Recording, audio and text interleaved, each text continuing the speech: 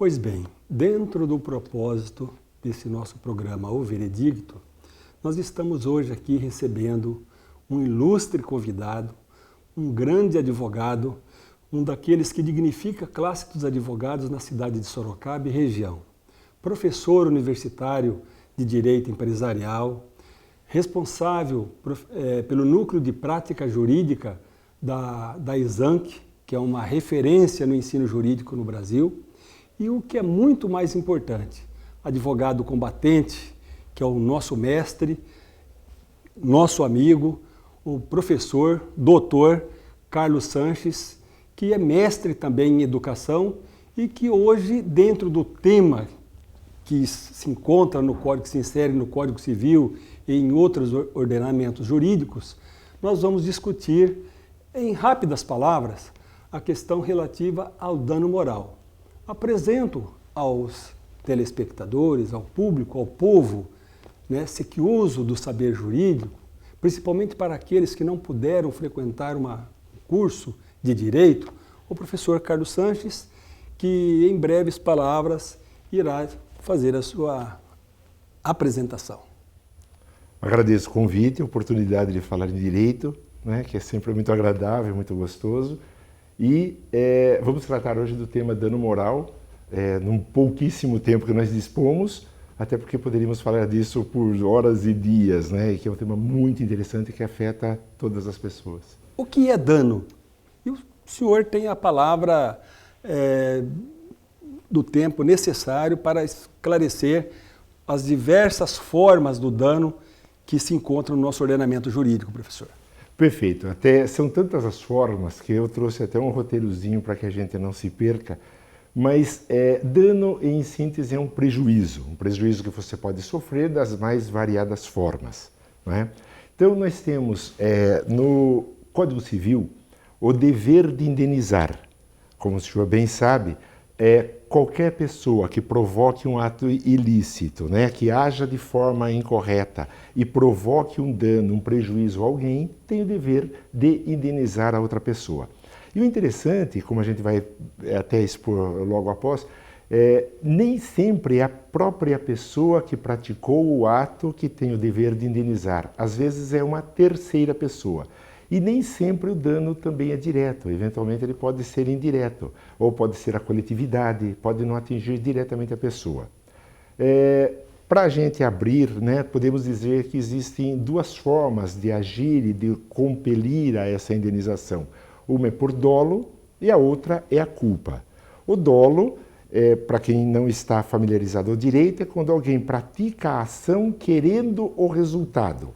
A culpa, ela advém de três fatores: imperícia, imprudência ou negligência, ou seja, a pessoa faz alguma coisa, ela não quer o resultado, mas acaba acontecendo. Exemplo, um acidente de trânsito, onde as pessoas, ou por descuido, porque foi negligente, acaba colidindo com o carro e causando prejuízo material e às vezes até moral para outra pessoa. Essa seria a culpa.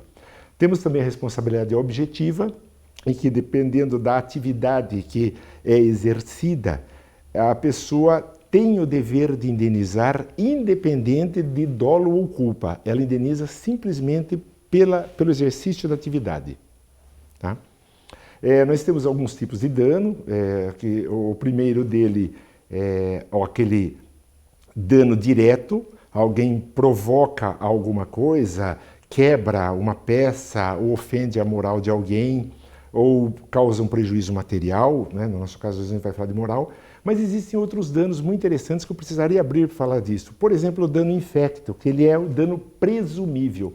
O dano ainda não ocorreu, mas ele está na iminência de ocorrer. Por exemplo, um prédio que está na iminência de desabar e causar um prejuízo a outra pessoa ou imóvel ao lado. Esse é um dano iminente. Nós temos também o dano processual. Muitas vezes, infelizmente, a parte litiga com má fé. Ela mente no processo, ela protela o andamento do feito, ela distorce a verdade e isso causa um dano processual. Esse dano é punido pelo próprio juiz no mesmo processo.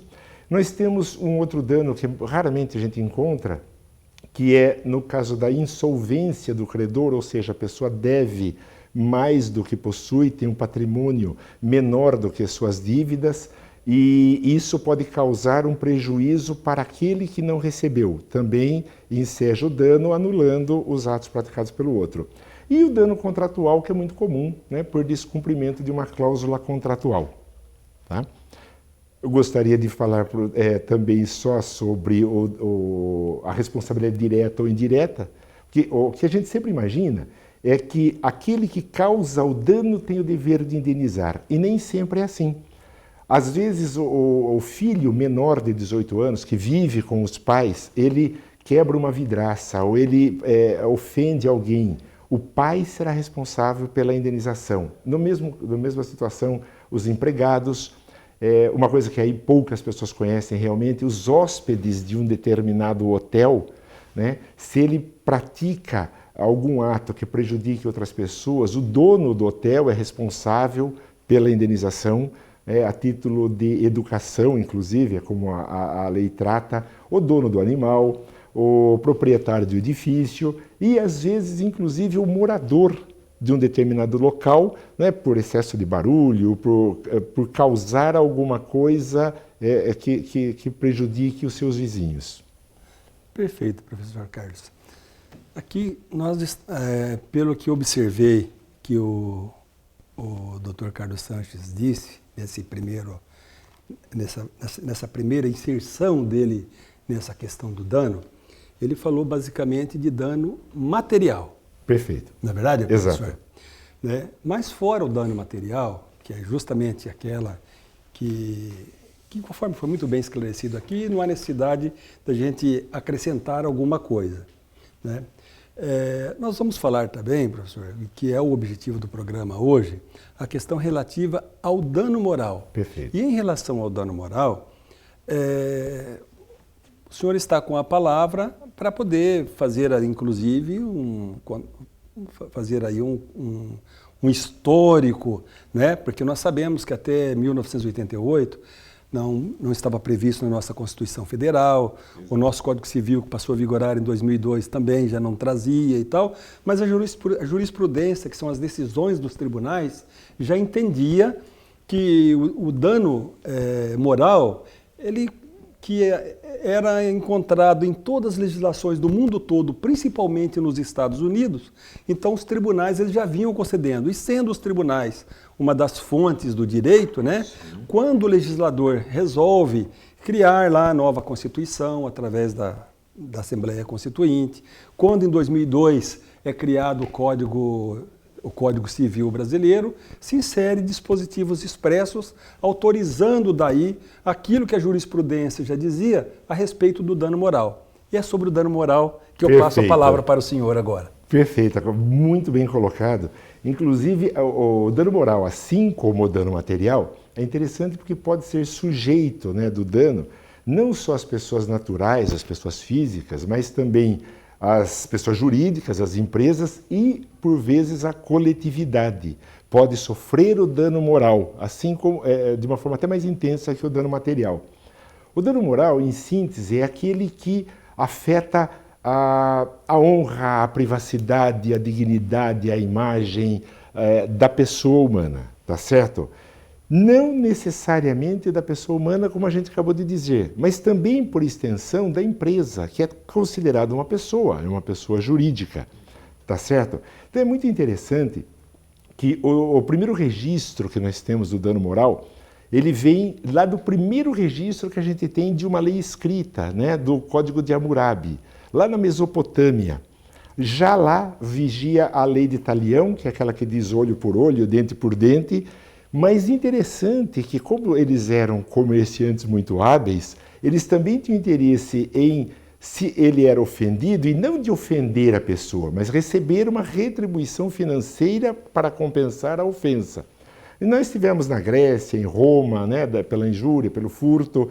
A própria Bíblia trata, em Deuteronômio, da humilhação da mulher que, ao se casar, é apontada pelo marido como não sendo virgem. Se os pais demonstrassem que o era, os pais e a moça teriam direito a uma indenização. A Bíblia trata dessa indenização por dano moral.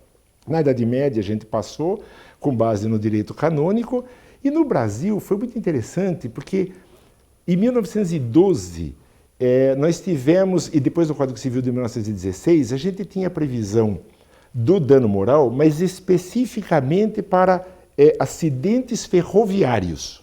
Nenhum outro dano moral havia no Brasil. Muito interessante isso. Em 62, a Lei das Telecomunicações previa o dano moral para as pessoas que eram injuriadas através do rádio, da televisão. Eles teriam direito de resposta e direito à indenização, que é muito interessante.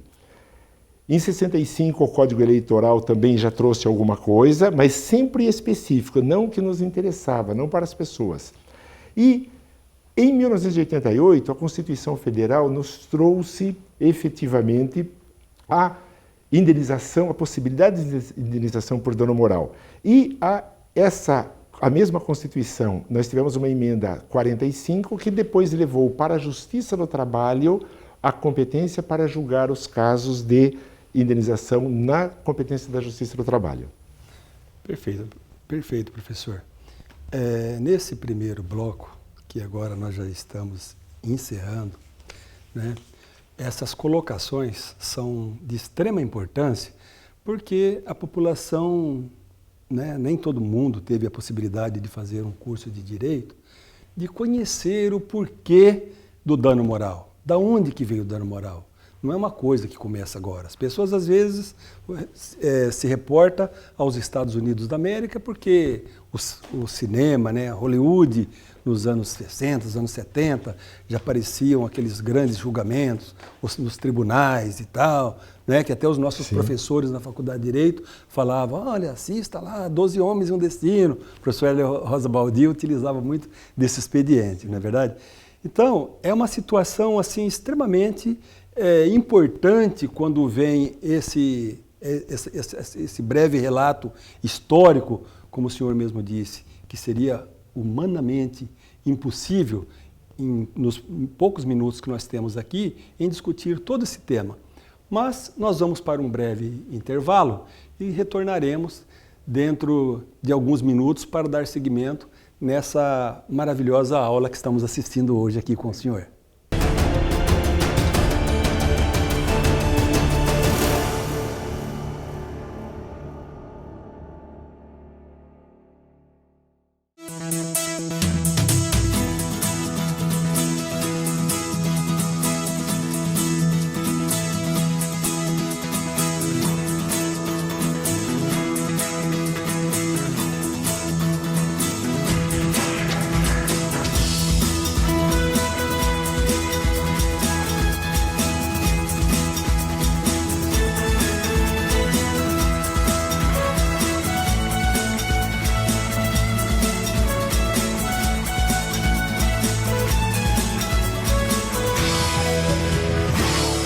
Nós esperamos você diariamente aqui, no canal 24 da NET. Sejam bem-vindos. Sejam todos bem-vindos.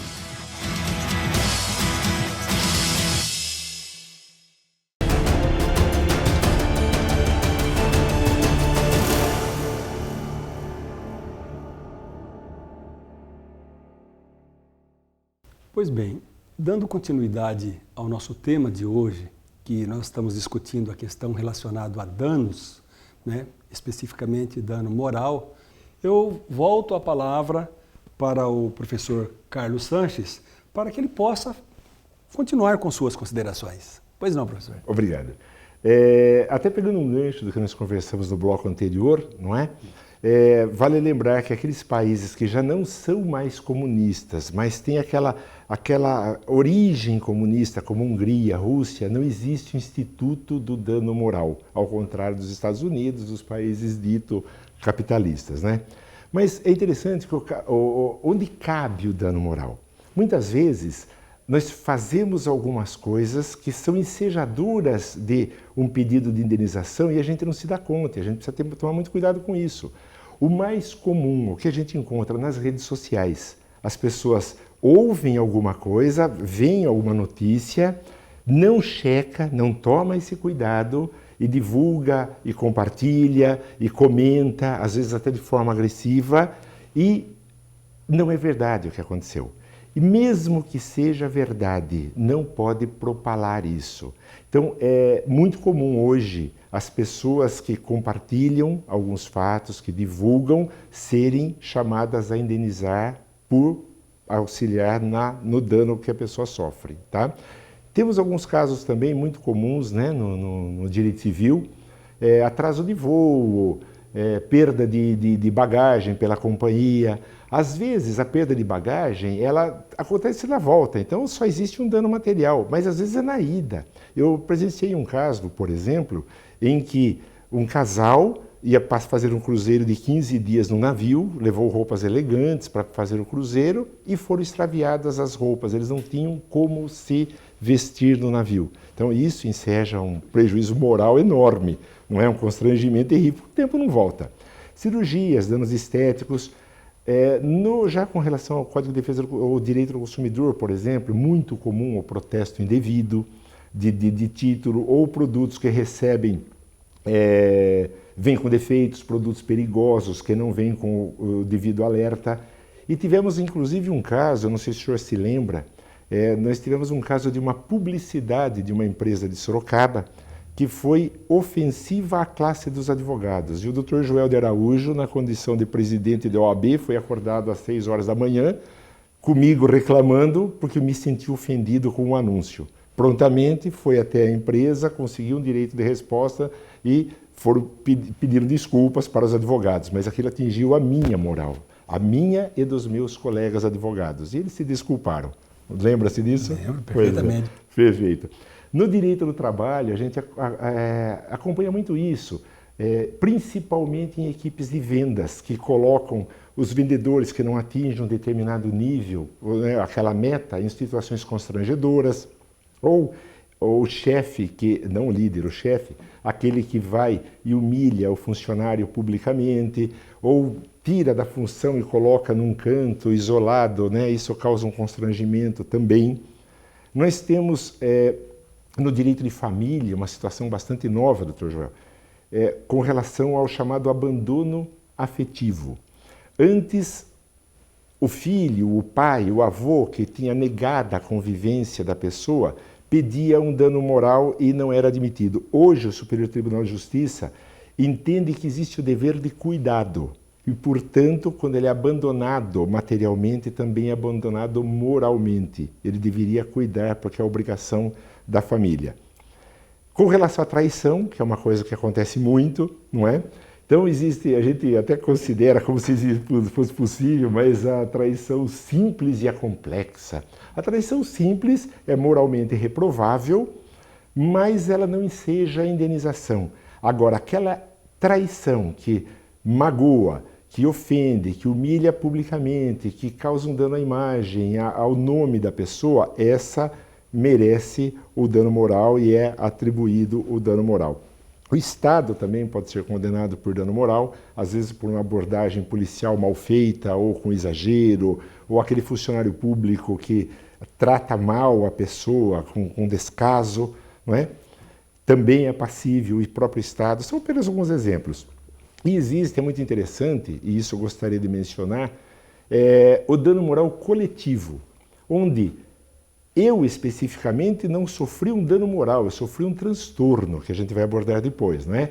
Mas a coletividade teve um dano moral. Por exemplo, teve uma greve dos metroviários de São Paulo, que foi considerada ilegal e que causou enormes prejuízos para a coletividade. O sindicato foi condenado a pagar 450 cestas básicas para uma instituição de caridade, não é? O Código de Defesa do Consumidor também prevê, nós tivemos um caso de uma loteria falsa, as pessoas compravam as cartelas e jamais ganhariam os prêmios, né? Foi muito conhecido, muito famoso, o caso do Totobola. Eles foram condenados também a indenizar moralmente e foi para um fundo de defesa do consumidor. E só como curiosidade, no Big Brother, algumas edições atrás, nós tivemos um rapaz que foi eliminado por uma suposta prática de um ato que contrariava as normas. E depois constatou-se que ele não fez. Então ele teve direito a uma indenização por dano moral, pela perda da chance, porque ele poderia ter ganho o concurso e perdeu essa oportunidade. Ele recebeu 50% do prêmio que seria destinado se ele fosse vencedor. Foi o que o juiz achou equilibrado. Muito bem. Por isso a importância, né, da gente saber da convivência com essas questões jurídicas relacionadas ao dano moral. Então nós temos efetivamente que tomar cuidados, e principalmente quando o professor Carlos Sanches abordou essa questão de compartilhamento, porque isso acontece muito na internet, o famoso Dr. Google, né? Não tem problema a gente falar aqui, porque nós não estamos criticando ninguém. Sim. Mas o cidadão hoje, ele, antes de consultar um advogado, ele consulta um advogado, ele vê ali as opiniões do advogado e depois ele vai consultar um determinado site que dizem coisas que não tem nada a ver com aquilo que foi dito pelo profissional. E assim também os médicos reclamam muito disso, enfim, todas as profissões estão ali. Mas existem também, dentro da internet, eu tenho observado isso, que há sites extremamente interessantes, sim, que trazem informações que as pessoas podem realmente aproveitar alguma coisa. Mas nunca, em se tratando de direito, melhor do que procurar um advogado, não é, doutor Carlos? Porque o advogado está ali no dia a dia, nas lides forenses, conhecendo a opinião dos juízes, dos tribunais, o que ocorre, a própria legislação, né? Nada como abrir uma Constituição Federal, um Código Civil, um Código de Processo Civil e mostrar, olha, a lei diz, é isso, você entendeu? Mas a sua situação não se enquadra. O advogado honesto, ele faz isso, né? Não se recusa sequer a dizer para o cliente, olha, você não tem direito, não adianta, você vai gastar dinheiro à toa. Tem aqueles que por necessidade ou sei lá por que motivo acaba recebendo uma causa que não tem a mínima condição. Por isso que nós orientamos sempre para que procure sempre um advogado que tenha lá nada de errado na vida dele, né? Jovens advogados, velhos advogados, ou a Defensoria Pública mesmo, né, doutor Carlos? Sim. Mas para não fugir aqui ao tema, o senhor disse a respeito da abordagem policial com excesso, que aí a responsabilidade passa a ser do Estado. É um fato realmente que ocorre, e o mais interessante que eu observei recentemente, numa das jurisprudências que eu estava lendo, eu vi 3 ou 4 jurisprudências de pessoas que foram condenados, jogados nas penitenciárias nossas, que remonta ao período da Idade Média, né?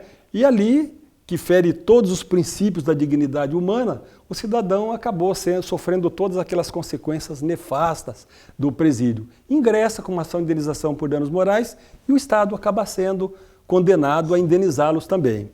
Mas nós não estamos aqui, na verdade, defendendo que todo mundo faça isso. O que nós estamos procurando aqui é mostrar que você, meu caro telespectador, meu caro cidadão, né, meu caro jurisdicionado, possa saber que quando você se sentir ameaçado, ofendido, injuriado, caluniado, não é somente questões de natureza penal que vai resolver a situação. Às vezes, mexer no bolso, né, com uma ação de indenização por danos morais, é muito mais dolorido para o cidadão do que uma pena, que hoje, na verdade, ninguém vai preso, né, professor?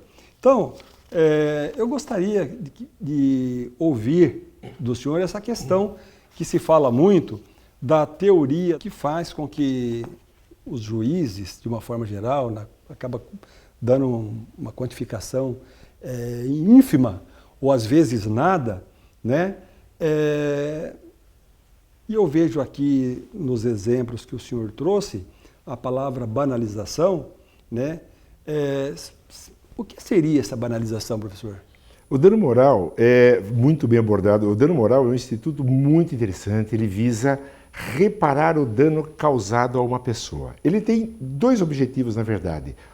O menos importante é o de indenizar a pessoa. O mais importante é pedagógico, é didático, é que para aquele que pratica o ato não faça novamente. Essa é a principal intenção. E a dificuldade de quantificar o dano moral é muito grande. O dano material é fácil, você faz um cálculo e sai. E o dano moral, hoje, infelizmente no Brasil, ele está sofrendo uma banalização. Foi muito bem abordado na sua explanação. Por quê? A parte muitas vezes ela sente um constrangimento, ela sente um transtorno e ela quer uma indenização por dano moral. Às vezes, porque realmente está magoada, às vezes porque ela só vê uma oportunidade fácil de ganhar dinheiro e às vezes ela é conduzida pelo Dr. Google, não é? Que orienta e vai e ela é estimulada a fazê-lo. Nós tivemos alguns casos, por exemplo, todos verídicos. Nós temos um caso, por exemplo, de uma empresa que estava se reorganizando, reestruturando, e ela precisava manter alguns funcionários fora da empresa, pagou todos os direitos trabalhistas e o funcionário se sentiu magoado. Uma outra moça, só como segundo exemplo, ela se candidatou ao emprego, ao trabalho de faxina, trabalhou 4 dias e sentiu-se moralmente ofendida porque ela se sentia constrangida sendo faxineira. Não entendo que nenhum trabalho seja humilhante, principalmente o que ela escolheu.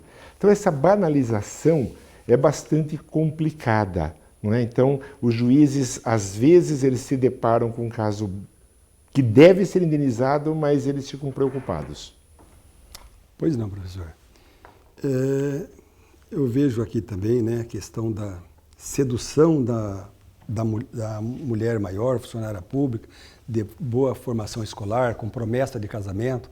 As pessoas podem pensar que a gente está falando aqui coisas que nada tem a ver, mas são coisas do cotidiano, que realmente ocorrem e acontecem e que as pessoas se socorrem. Por exemplo, já tivemos casos lá no escritório de pessoas que estavam com o casamento marcado, às vésperas o noivo foi e falou que não iria casar mais. Claro que numa situação dessa a pessoa tem direito de socorrer o judiciário. Mas como nós estamos chegando no finalzinho, nós temos apenas mais 1 minuto, professor, eu vou abrir para que o senhor possa fazer as suas considerações finais. Perfeito, agradeço muito. Só lembrando que, como tudo no direito, existe um prazo de prescrição. No direito civil é de 3 anos, no direito do consumidor é de 5, portanto não deixe passar o tempo. E recomendo a todos que se sentirem ofendidos, que procurem um advogado competente, um advogado de confiança. Se não tiver condições financeiras de contratar advogado, que procure, vá até a Procuradoria do Estado, que auxilia com advogados, indica advogados.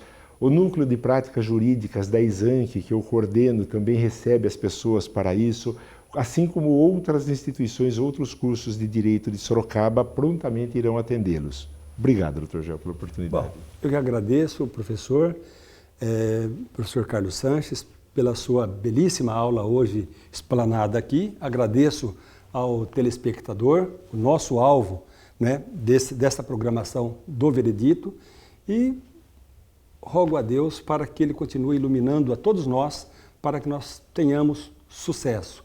O veredito, quem dá, é você que nos assistiu. Muito obrigado.